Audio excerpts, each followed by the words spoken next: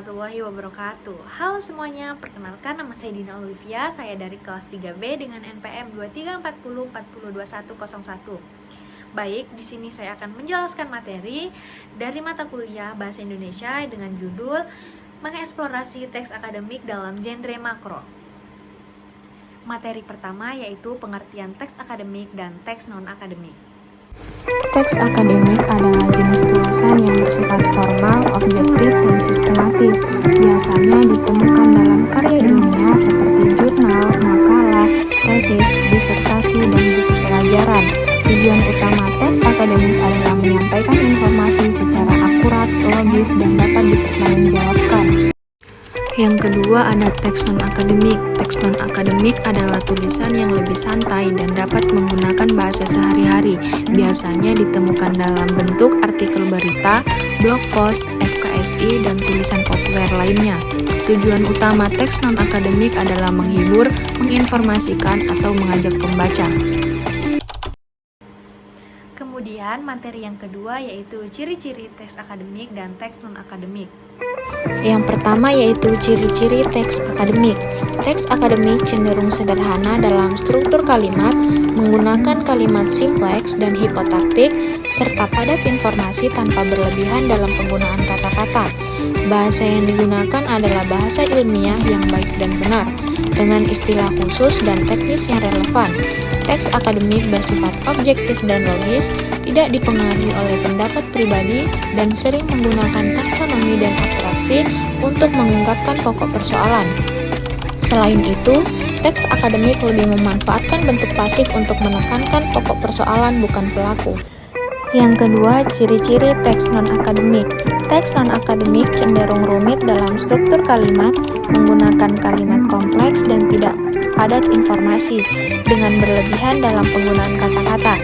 Bahasa yang digunakan adalah bahasa non-ilmiah, seringkali dipengaruhi oleh pendapat pribadi dan tidak menggunakan taksonomi dan abstraksi secara intensif. Teks non-akademik lebih fokus pada pengalaman nyata dan menggunakan bentuk aktif untuk menekankan pelaku, bukan pokok persoalan.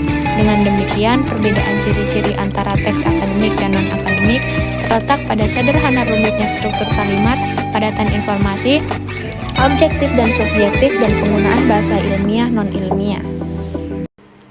Materi ketiga yaitu kedudukan teks akademik dalam genre makro. Kedudukan teks akademik dalam genre makro yaitu sebagai penanda dalam menamai sebuah jenis teks secara keseluruhan, dan genre mikro sebagai subgenre-subgenre yang lebih kecil yang terdapat di dalamnya dan dipayungi oleh genre makro tersebut. Dapat diartikan jika jenis-jenis tersebut merupakan genre makro yang masing-masing di dalamnya terkandung campuran dari beberapa genre mikro seperti deskripsi, laporan, prosedur, eksplanasi, eksposisi, dan diskusi. Baik, materi yang terakhir yaitu contoh-contoh teks akademik dan teks non-akademik. Contoh teks akademik: artikel jurnal ilmiah, makalah, esai, proposal skripsi, tesis, disertasi, ulasan buku, laporan penelitian, dan laporan praktikum. Contoh-contoh teks non-akademik: yang pertama dongeng, yang kedua cerpen, yang ketiga novel, yang keempat drama, yang kelima roman.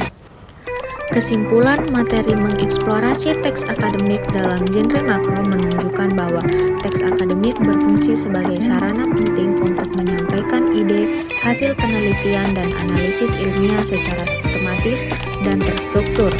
Teks ini memiliki ciri-ciri khas seperti penggunaan bahasa ilmiah, objektivitas, dan kepadatan informasi, serta seringkali terdiri dari berbagai jenis termasuk artikel ilmiah, laporan penelitian, dan buku.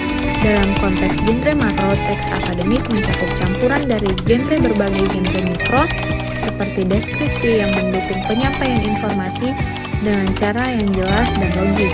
Dengan demikian, pemahaman tentang teks akademik dalam genre makro sangat penting untuk pengembangan pengetahuan dan praktik akademik yang efektif.